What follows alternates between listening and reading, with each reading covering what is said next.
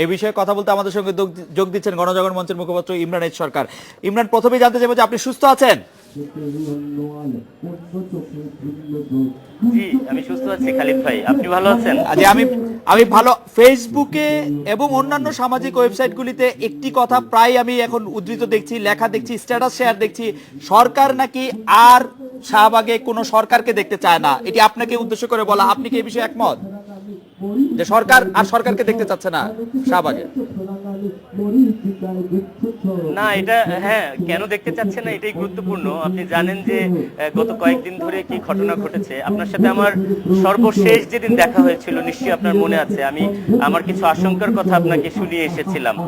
আপনি নিশ্চয়ই সাঈদীর রায়ের পর এবং আজ অবধি আপনি দেখেছেন যে এই যে বাপ্পাদিত্য বসুর যে রাজনৈতিক দল, মেনন সাহেবের গতকালের বক্তব্য, আজকে কয়েকজন মন্ত্রীর বক্তব্য এবং এতদিনে আরো যে কার্যক্রমগুলো হয়েছে, জামায়াতের সাথে সরকারের যে অবস্থানের বিষয়টি এবং সরকারের সিদ্ধান্তগুলো, অর্থাৎ জামাত নিষিদ্ধের ব্যাপারে সরকারের যে সিদ্ধান্ত, সেগুলোর বিষয়ে কিন্তু আমি যে বক্তব্য আপনাকে সর্বশেষ শুনিয়ে এসেছিলাম, আমার মনে হয় যে আপনি এগুলোকে যদি এক জায়গায় করে দেখেন তাহলে আসলেই সরকারের কিংবা সরকারের শরিক দলগুলোর আর শাহবাগে আমাকে দেখতে চাইবার কথা নয় আসলে।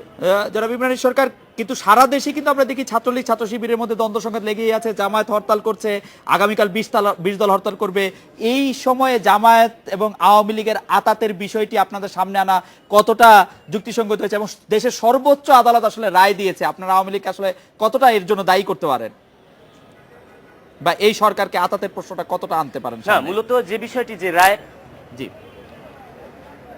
খালিদ ভাই, প্রসঙ্গটা কিন্তু শুধুমাত্র রায় ঘিরে নয়। দেখেন, রায় কিন্তু আজকে দিয়েছে, কিন্তু এই প্রসঙ্গটি আমরা কিন্তু নতুন সরকার 5 জানুয়ারি নির্বাচনের পর থেকেই আমরা কিন্তু এই কথাটি বলে আসছি। আপনি দেখেছেন হয়তো আমাদের উপর হামলা হয়েছে, ছাত্র সংগঠন হামলা করেছে, বিভিন্ন শরিক সংগঠনগুলো হামলা করেছে, তাদের অঙ্গ সংগঠনের নেতাকর্মীরা হামলা করেছে এবং তারপরে আপনি দেখুন 5 জানুয়ারির নির্বাচনের পর সরকারের যে অবস্থান পরিবর্তন হয়েছে।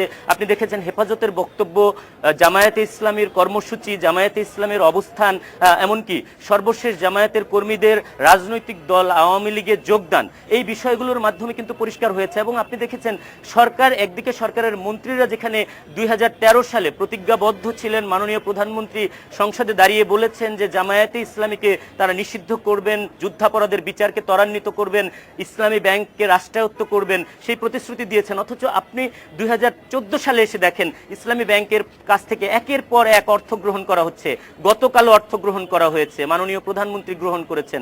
আপনি দেখেছেন সরকারের মন্ত্রীরা বক্তব্য দিচ্ছেন জামায়াত নিষিদ্ধের তাদের কোনো পরিকল্পনা নেই, তারা বিদেশ থেকে লোকদের ভাড়া করে নিয়ে এসে বলাচ্ছেন এবং সেই বক্তব্যকে তারা আবার সমর্থন করছেন। এই বিষয়গুলো কিন্তু 2013 সালে ঘটেনি, অর্থাৎ নির্বাচনের আগে কিন্তু সরকার এই বক্তব্যগুলো দেয়নি। আপনি স্পষ্টত আপনি দেখতে পারেন এই শরিক দলগুলোর যারা গণজাগরণ মঞ্চের পিছন থেকে ছুরি মেরেছে, তারাও কিন্তু 2013 সালে তারা মন্ত্রিসভায় ছিলেন না। ছাত্রলীগ চলে যাবার পরও কিন্তু তারা এই আন্দোলনের সাথে ছিলেন।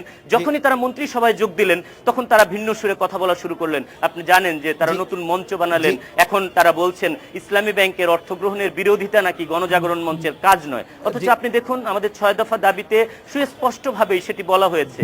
সুতরাং আজকে সরকারের সার্বিক যে অবস্থানের পরিবর্তন হয়েছে, এটি কিন্তু শুধুমাত্র সাঈদীর রায় নয়। আপনি তাদের বক্তব্য, তাদের কথা, তাদের কার্যক্রম সবগুলো যদি পর্যবেক্ষণ করেন এটি স্পষ্ট হবে। আপনি দেখেন যে সাঈদীর রায় দেবার আগের দিনও কিন্তু জামায়াত ঘোষণা করেছিল যে ফাঁসি না হলে তারা রায় দিচ্ছে, হরতাল দিচ্ছে না। এমনকি দুপুরের পর্যন্ত কিন্তু কোনো হরতাল কর্মসূচি দেয়া হয়নি এবং রাজপথে কিন্তু জামায়াতের কোনো অবস্থান দেখা যায়নি। পুলিশ সারা দেশের কোথাও অবস্থান গ্রহণ করেনি, তারা অবস্থান নিয়েছে হাইকোর্ট এলাকা ঘিরে, বিশ্ববিদ্যালয় ঘিরে এবং শাহবাগে তারা রণপ্রস্তুতি নিয়ে। জনাব ইমরান এইচ সরকার জানাচ্ছিলেন গণজাগরণ মঞ্চের পটভূমি। আমরা এবার দেখিনি, অন্য খবরের মধ্যে আছে যে 79 বছর বয়সে ছবি আঁকায় হাত দিলেন সব্যসাচী লেখক সৈয়দ শামসুল হক। বাসায় নিয়মিত শিল্পচর্চা করলেও তিনি প্রথমবারের মতো অংশ নিচ্ছেন আর্ট ক্যাম্পে। গুলশানে গাছতলা ফাইন আর্টসের আয়োজিত প্রত্যেকের একটি করে ছবি নিয়ে 20 সেপ্টেম্বর থেকে শুরু হওয়া এই আর্ট ক্যাম্প ও প্রদর্শনী চলবে 27 সেপ্টেম্বর পর্যন্ত। শিল্পকর্মের সঙ্গে সাধারণ মানুষকে সম্পৃক্ত করতে এই ধরনের আর্ট ক্যাম্প আয়োজন করছে গাছতলা। তৃতীয়বারের মতো এই আয়োজনে অংশ নিয়েছেন আব্দুল শাকুর শেখ, শেখ আফজাল, শামসুদ্দোহা, সৈয়দ শামসুল হক সহ 20 জন নবীন ও প্রবীণ শিল্পী। এই বিষয়ে আরো জানতে আমরা চলে যাচ্ছি সৈয়দ শামসুল হকের কাছে। জনাব সৈয়দ শামসুল হক, আপনাকে লেখালেখি শুরু মানে ছবি আঁকা শুরু করার আগে আমরা অনেক দিন ধরে সব্যসাচী লেখক বলে আসছি, এখন আপনি ছবি আঁকাও শুরু করছেন, আমরা আপনাকে আর কি বিশেষণে অভিহিত করব? এখন নয়, আমি অনেক দিন থেকেই আমার সামনে রং, হাতে তুলি, পাশে পুষ্প বিস্ফোরণ নামে আমার ছবি, কিন্তু আমার এই কলম হচ্ছে আমার কাজ, কলমের লেখাটা। ছবি আমি শখে আঁকি, ভেতরে কিছু রং, কিছু বিন্যাস থাকে এই জন্যে। আর তাছাড়া আমার এই বাড়ি গুলশানের 1 নম্বর গুলশানের 6 নম্বর রাস্তায়, এখানে এই একটি বাড়ি যেখানে অ্যাপার্টমেন্ট ব্লক নেই, প্রচুর গাছ আছে, আম গাছ, জাম গাছ, পেয়ারা গাছ, আতা গাছ, প্রচুর গাছ আছে। সামনে আমার 80 ফুট লম্বা একটা ফুটপাথ রয়েছে আমার বাড়ির সামনে।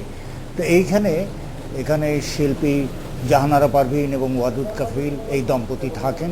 ওরা এই সামনের ফুটপাথ থেকে ব্যবহার করে গাছতলা নামে একটি শিল্প চর্চার জায়গা ওরা প্রবর্তন করেছেন, শনিবার দিন ছুটির দিন হয়। তো ভালোই হলো, আমার এই শখে আঁকাটা একটা নিয়মিত হয়ে দাঁড়ালো। এইভাবেই আমরা রয়েছি। গতকালকে এখানে একটা আর্ট ওয়ার্কশপ হয়েছে, অনেক তরুণ শিল্পী এসেছিলেন, মধ্যবয়সী শিল্পীরা এসেছিলেন এবং তারা এঁকেছেন, ছবি করেছেন এবং সেসব ছবি আবার সামনের শনিবারে প্রদর্শিত হবে। আপনারা আসবেন, যারা দর্শক দেখছেন, এই গুলশান 6 নম্বর রাস্তায় এই সামনের ফুটপাথে প্রতি শনিবারে জনাব সৈয়দ শামসুল হক, আপনার প্রসঙ্গে কোনো কথা আসলে রবীন্দ্রনাথ ঠাকুরের কথাও আসে যে আপনি তার মতোই বহুমুখী প্রতিভা, আপনার কাজও তার মতো বহুমুখী। আপনি নাটকে, কবিতায়, গল্পে, উপন্যাসে সব জায়গায় আপনি বিচরণ করেছেন। শেষ বয়সে ছবি আঁকার ক্ষেত্রেও সেই অবিস্মরণীয় মিলটি অনেকেই খুঁজতে চাইবেন। আপনি এটি কিভাবে দেখেন?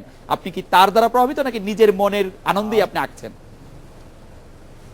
নিজের মনের আনন্দেই। তাছাড়া আমার লেখক জীবনের একেবারে শুরু থেকে সেই 52 সালের পরে আমার বন্ধুবান্ধব আমি খুব সচেতনভাবে নির্বাচন করেছিলাম যারা চিত্রকর।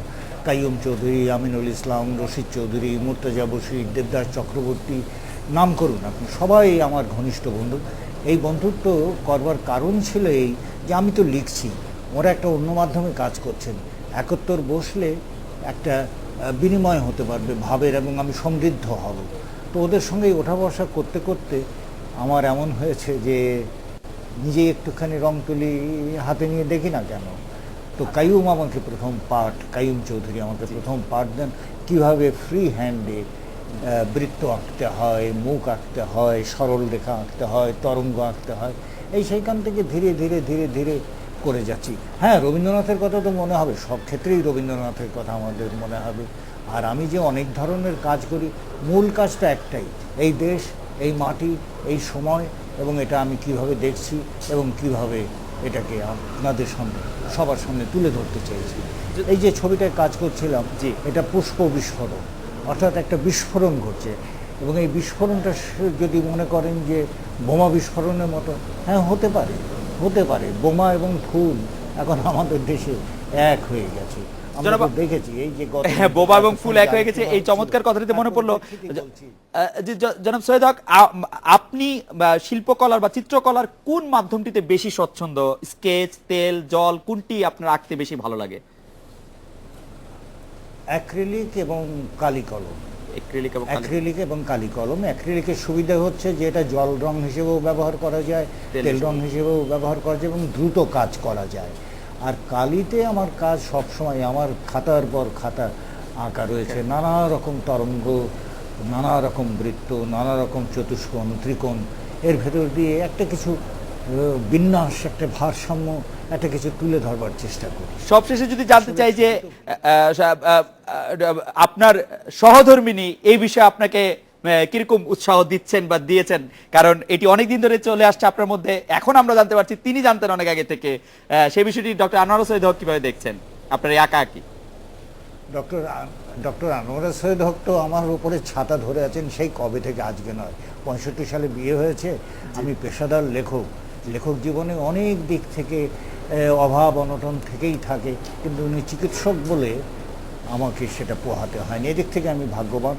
তারপরে এই বাড়িটা তো উমরই, এবং এই যে জায়গা দিয়েছেন, এবং শিল্পী জাহানারা পারভিনের কথা বললাম, উনি ওর ছোট বোন এবং তার স্বামী ওয়াদুদ কাফি, তাদেরকে উনি আশ্রয় দিয়েছেন, এবং এখানে এই গাছতলা নামে একটি শিল্প চর্চার উন্মুক্ত একটা জায়গা, এটা আনোয়ারা সৈয়দ হকের কল্যাণই হয়েছে।